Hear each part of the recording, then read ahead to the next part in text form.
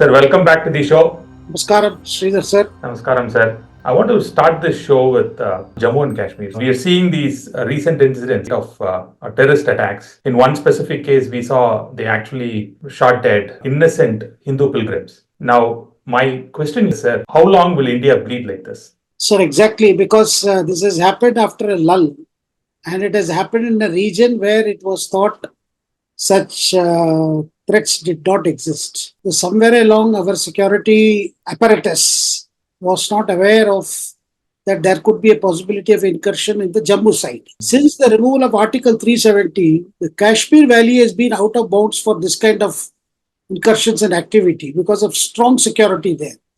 In Jammu, what has happened is, since the threat perception was considered much lower, and some of the troops from Jammu were shifted to the line of actual control which exists between India and China. There have been, over a period of time, the security has been scaled down in the Jammu region and shifted to confrontation with China. So they are all positioned there. Anyway, things are now being changed immediately. So one thing is clear, sir, this is a way of a message from Pakistan and its Pakistan actors, because it happened on the day swearing in was taking place. Reasi incident in which the Hindu pilgrims were killed, 9 of them. It happened on a day when the swearing in was in progress. In fact, people attending this swearing in ceremony were surprised to see on their mobile the news of this episode. Armed militants, fired at a bus, particularly a driver could not manage the vehicle and it fell into a gorge. And subsequent to that, there have been 4 incidents all in Jammu region. Because in the Kashmir Valley, it is very tight. So one way of the whole question is, why is it happening now? What is the message that is coming? One is, when India was celebrating democracy, elections got over, Modi 3.0 was starting, then suddenly this happened is to remind us that you may be a democracy, but we can still strike at will at whatever we want. This is a way of throwing a challenge. That is one. Second thing, sir, they have to conduct assembly elections in Jammu and Kashmir before end of September. That is a deadline set. What do I get to hear from the intelligence assessment is, since they could not create any trouble during the Lok Sabha elections, and the government of India, the Prime Minister and Home Minister, they all said, look, the proof that people have come out and voted and there was no incident is a proof that democracy is very alive and kicking and people are participating in larger numbers in the voting. Probably there is a feeling that we did not do anything during the Lok Sabha elections. That has seen as a plus point for the government of India and the people. So we should do something to see that the assembly elections are affected or delayed, or there is a rethinking on the timing of the elections. So there is a purpose. It is not some, and also these people who have come in, they are very armed, they are heavily equipped. They don't seem to be suicide bombers. They seem to be regulars. There is an assessment that they could be even Pakistani soldiers who have retired and who are being pushed in as militants. And they are not suicide missions because they have activated their overground network, which used to earlier exist. They conduct incidents and then retreat to the higher reaches of the Jammu region where there are caves and places where they can hide. So that has made it very significant. I mean, this is a serious also, because one is these are attacks are back to back, and suddenly Jammu has emerged as a hotspot. Earlier, Jammu was never considered a hotspot; it was all Kashmir Valley. And another question comes: why they did not attack during the Lok Sabha elections? If they had attacked during Lok Sabha elections, probably the Pakistani establishment felt it will help Modi. Modi, 𝗔𝗀𝗀. So they don't want Modi to win elections because they have done something. So that the lull also had a purpose. But now that this has happened, today Prime Minister held a review meeting with all top security officials, and where he has given a green signal that full counter-terrorism measures, the entire spectrum of such measures must come into operation. And Prime Minister's silence is also adding to a lot of speculation as to, well, the government of India order another Balakot kind of action, and whether Pakistan has crossed that threshold for this kind of an action. But something is brewing, and I'm sure that the government of India will not let go like this. Modi may not have enough numbers to form a government. He had to depend on NDA allies. But one thing is clear, now that he is in the chair, now he is in command, incidents like this will not go unpunished. This is the message I'm getting. from top officials. I think people of India want to see that collateral damage. If that is not happening, then you see Pakistan as well as the terrorists getting emboldened by what they're doing in Jammu today. Definitely, sir. I think there is particularly the pictures of the Hindu pilgrims, mother and child. This has completely shaken a lot of our countrymen, and they feel very upset that suddenly this happens and that they are able to strike at will. And the other thing is, sir, next month onwards, the Amarnath Yatra will start. So that is in the Kashmir Valley. The thing seems to be there is a pattern where somehow there is some local support again. Otherwise, without food and water, these people who have come in, these gunmen, cannot survive in the higher reaches. So there has to be some local network which has again got activated. Whatever weapons that have been recovered from those who have been killed, 2 terrorists have been killed, that goes to show that they are more regulars rather than some suicide bombers. Some of them had American markings on the guns. Yes, that's why that kind of marking is available with the regular army, not with the suicide bombers. They normally carry AK-47 type weapons. It's time to see them come heavily equipped. That too, latest weapons. That has, also they are sending a message. They are testing the Modi government. What will Modi government do in the 3.0? Is it because it's a coalition government? Will it act like it acted before? This is just testing the ground. But then I think the message that will come across is this kind of action will not go unpunished. As I said earlier, the question that will be asked is, if the intention is to see that the elections in Jammu Kashmir, assembly elections are not held, then the government of India will rather take more actions as to see that the elections are held. But again, the fear has come back, particularly in a region which was not affected earlier. That's the Jammu region. That's why the cause for concern and also the cause for a severe action. And somehow the Palestinian stuff actually stopped all over, but people safely forget, right, or ignore what's happening in Jammu and Kashmir.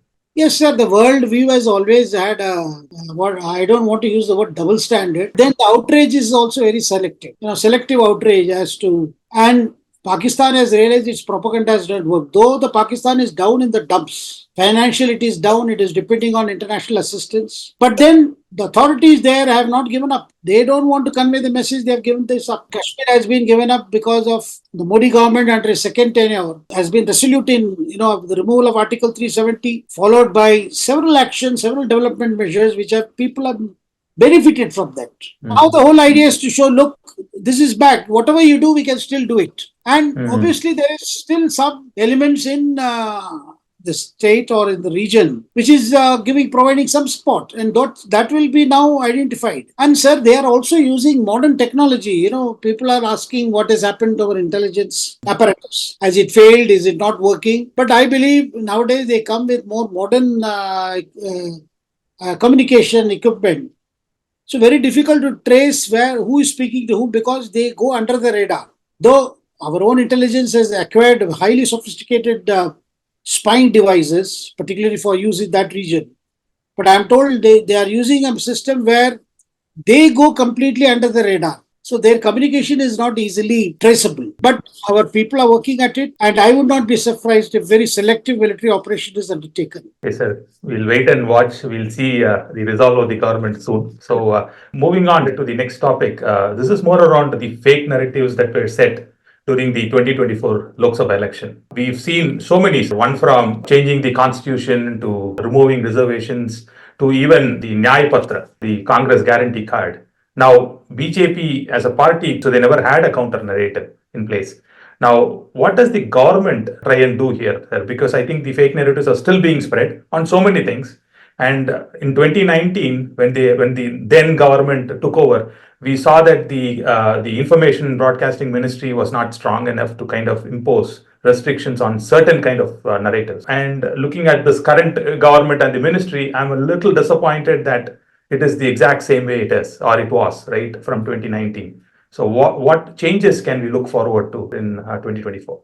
So there is definitely, by retaining most members of his team, particularly in the core team, he has signaled, the Prime Minister has signaled continuity. But this continuity will also be expected to carry out big changes. Rather, this continuity will also see big changes. Because right now, things are on the drawing board, that 100 days program. New ministers who took office yesterday, they have been asked to look at it and get some feedback also. And some of it may be available in the domain, and it should start reflecting very soon as to what are those decisions.